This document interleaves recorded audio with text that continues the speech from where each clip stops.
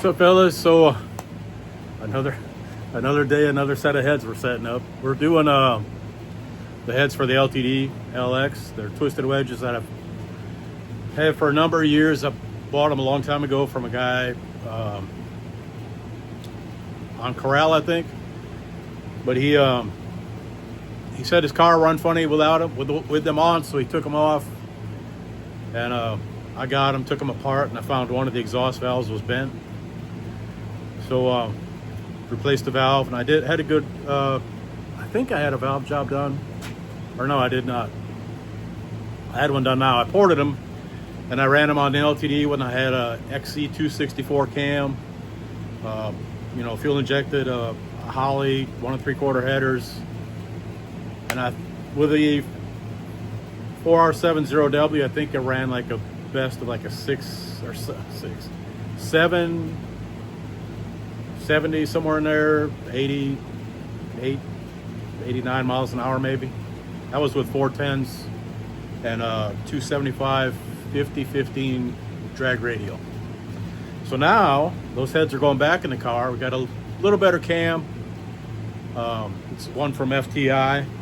It's 217, 226. Got 600 lift. Intake like 580 on the exhaust. And we'll have the same ported intake, ported Holly SM2, same. Everything will be the same except still has 410s, but it's going to have a T5 versus the 4R. So I don't maybe anticipate it being a little quicker, but not a whole lot.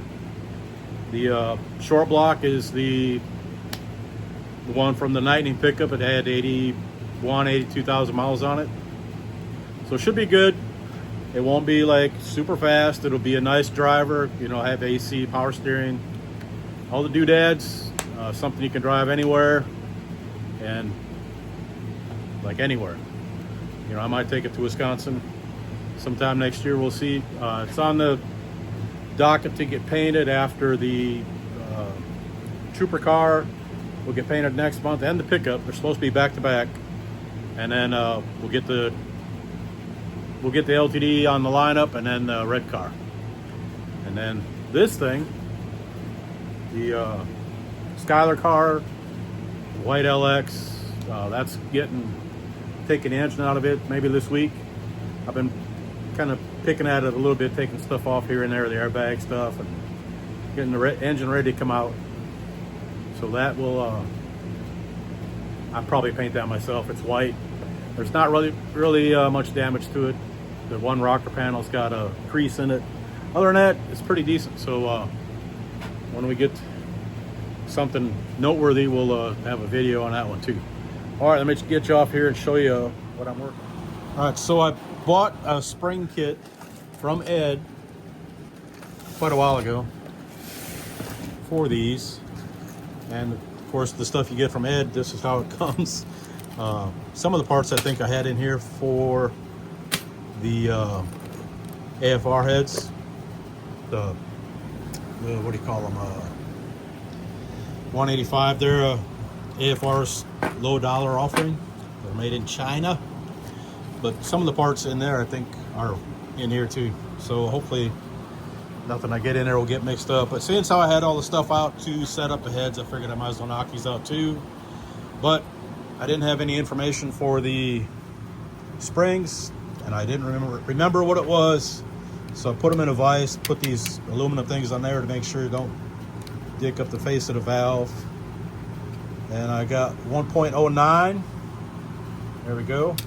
So we'll call that 1.1 just to be air a little bit on the side of caution. These have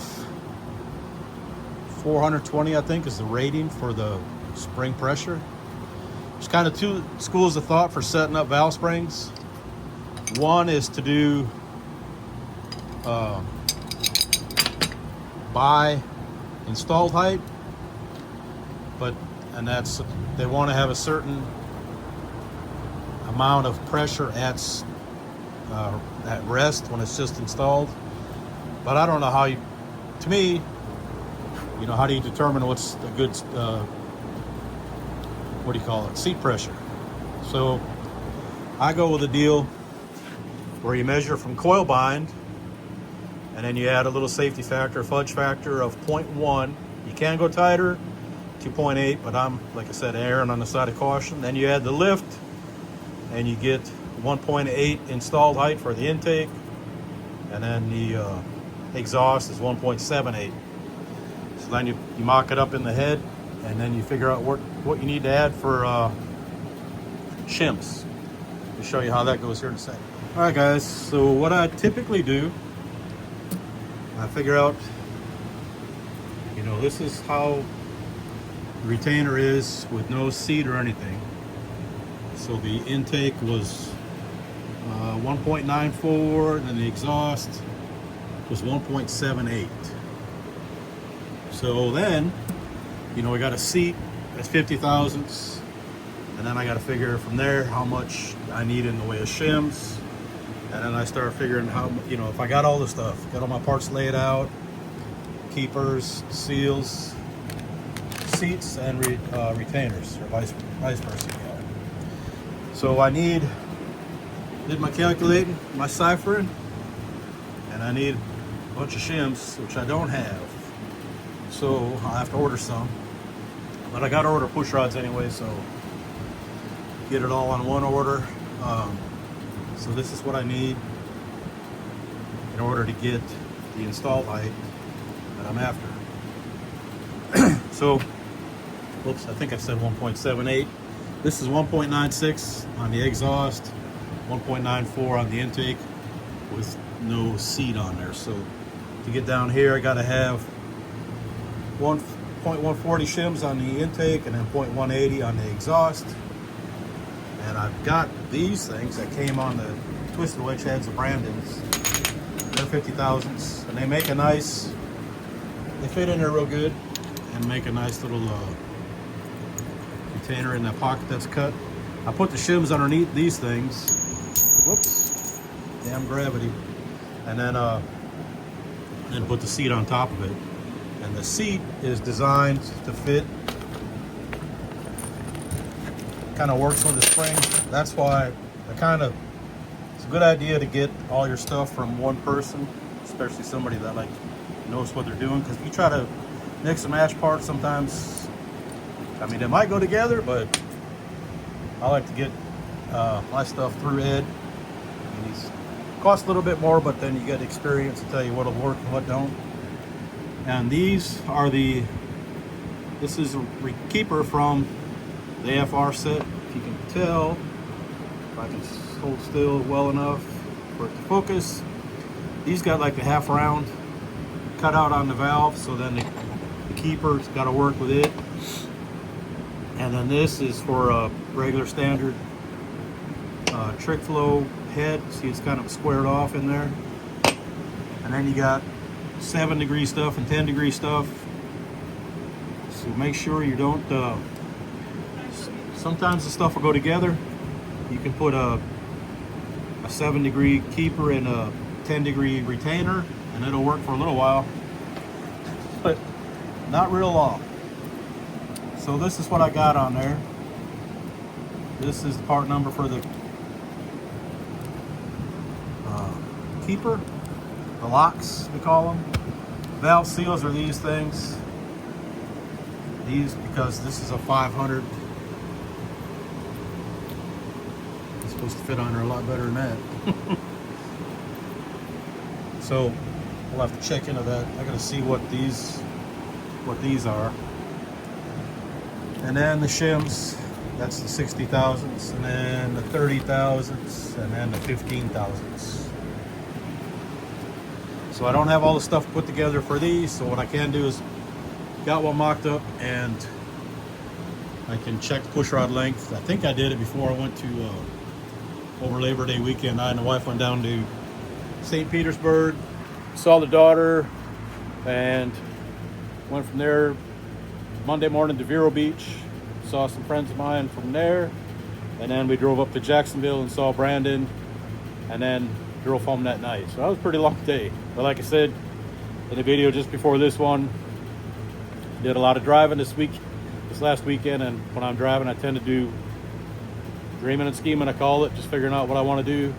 And that's where I kind of started entertaining the notion of putting carburetor on the Dugan wagon. And so that I won't get these parts till probably Wednesday. I think I'm going to start taking the engine out of the red car Monday, once I get this one all set up. All right, that is about it for this pile. We'll continue more later on. All right, guys, so I got the pushrod checker done on these. These are the twisted wedges that are going in the LTD, and I got 6.7 on the intake down there. There we go. 6.75 on the exhaust. And then I got the, I think I covered that before, what I need for the shims. And the engine to go in a red car, that 6.6 on the intake was just making my teeth itch a little bit. My spidey senses was tingling. So I went ahead and popped the spider tray out and put in my converted rollers so they're like solid. I put them in. I got a 645 on the exhaust like I had before. And maybe could have go with a 6.4, but I've got the 6.45s. And I have a set of 6.5s. And so I run that in there and it's like right dead nuts. So I was like, because I was wondering why it is such a difference from before. I know it's a different block. The head's been milled a little bit since then, so it shouldn't affect it. I mean, the head's going to affect it a little bit, but I was like, that's too much. So it was just didn't set right with me. So I went ahead and rechecked, and I got a 6.5, which is what I've got and what I'm going to go with. So I don't know why it showed different with the check-in springs and the maybe there's, I don't know. It's been bugging me for a while, but it's what we're going with. And one other thing I was neglected to mention, and you know, I checked these before I went to St. Petersburg, but I didn't write nothing down, so I had to do it again, and I forgot, you know, just so my past self set up my future self for failure. So that's done, and this is the other thing I wanted to mention.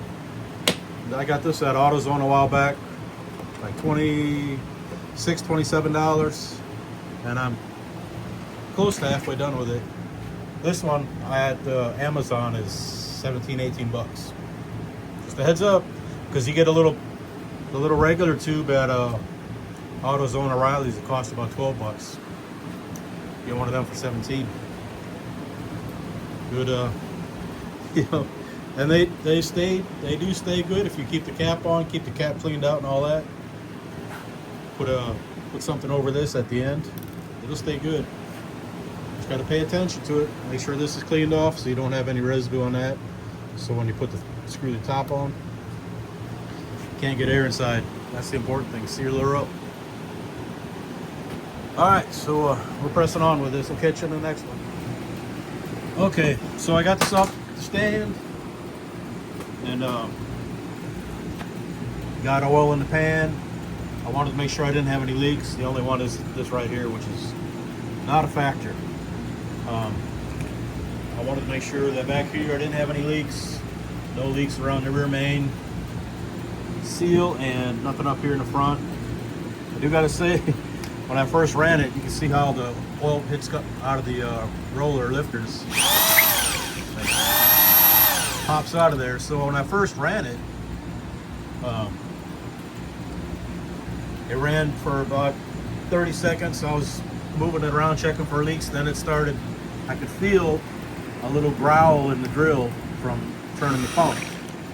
And then it started spitting air out the back here, out of the lifters. And I was like, what in the hell? I thought for sure I forgot to put the plugs up here in the front. So I got this thing with a little camera on the bottom. And that thing's pretty daggum handy. So I shined it through the hole here in the front, and I could see the stream coming out of the plug up here. So I knew that was good. And I figured the other ones were in, and I thought, well, if the holes or the plug is out, then it's not going to have much pressure in here. So what happened was I only put about 4 quarts of oil in there, and it was sucking it dry. It was so it was getting sucking air out of the bottom of the pan. What I did was I took the dipstick tube out and shined that little light down in there, and I could see it was just getting the bottom of the pan was, the oil level was getting below the screen, so it was sucking air. So I dumped a couple more quarts in there, and now it's golden, no leak. I got a little over 50 psi now, so that'll be plenty. The holes in the bearings are drilled, and it's got a high volume pump in it, so the oil pressure is not going to fluctuate like if you got a regular high pressure pump and your bearings aren't modified. It's going to be, when it's cold, you're going to have really high pressure, and then once it gets warmed up, it'll drop down.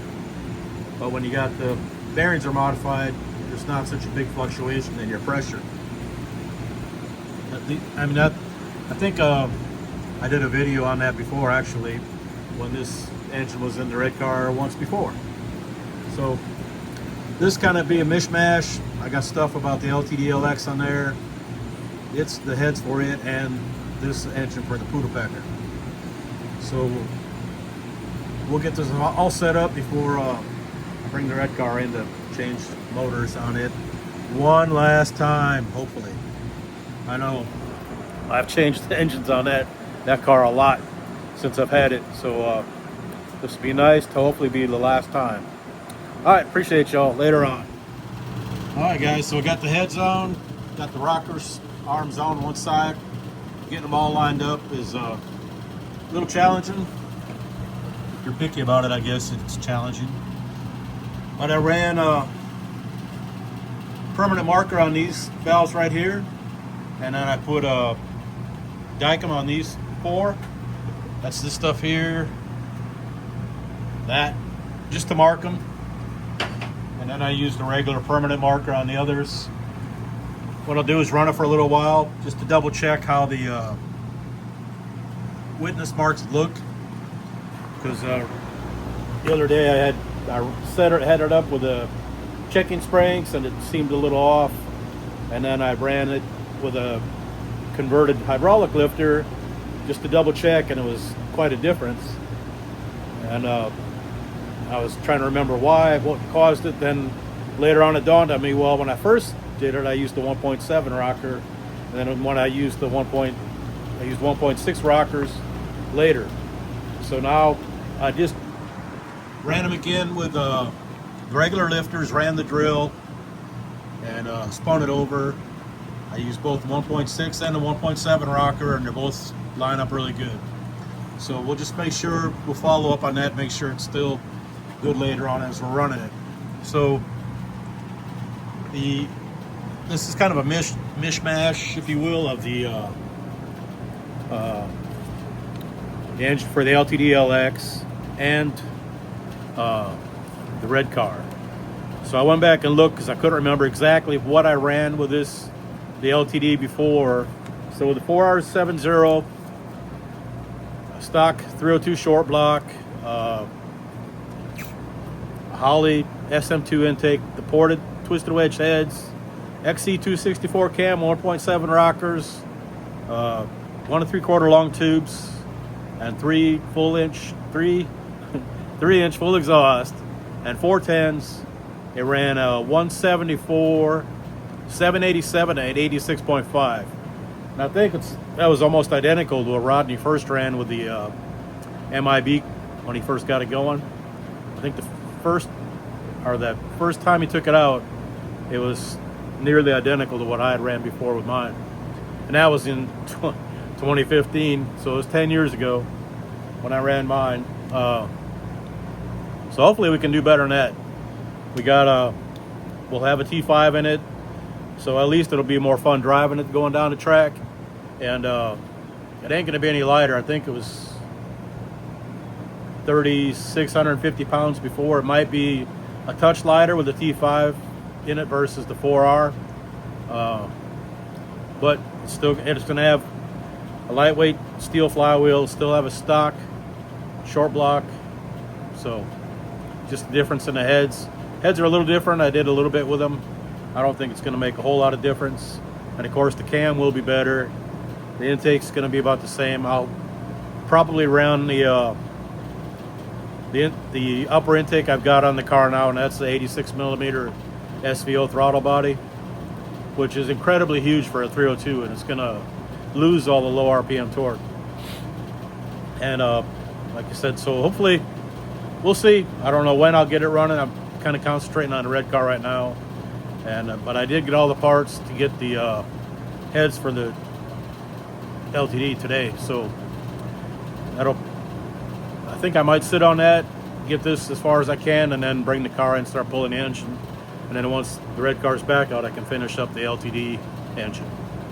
That's the plan. And then I need to put new master cylinder on the pickup and rear brake hose and change the rear gear fluid, and there's always something with that too. So anyway, we're making progress. I'll put all this up. I just wanted to pass along the correct numbers that I ran with the red car, or the LTD, because that was off a little bit.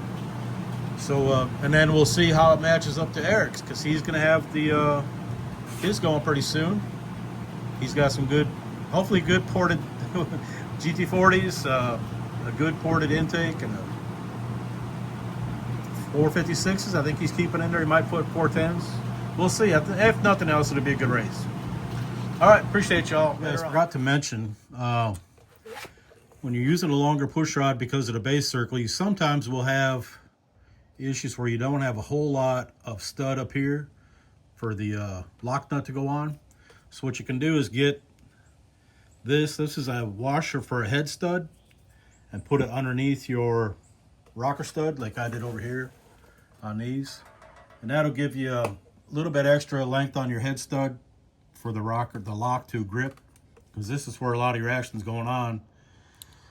Down at the bottom, you know, the base is torqued in to the 7/16 threads there, so it's pretty robust.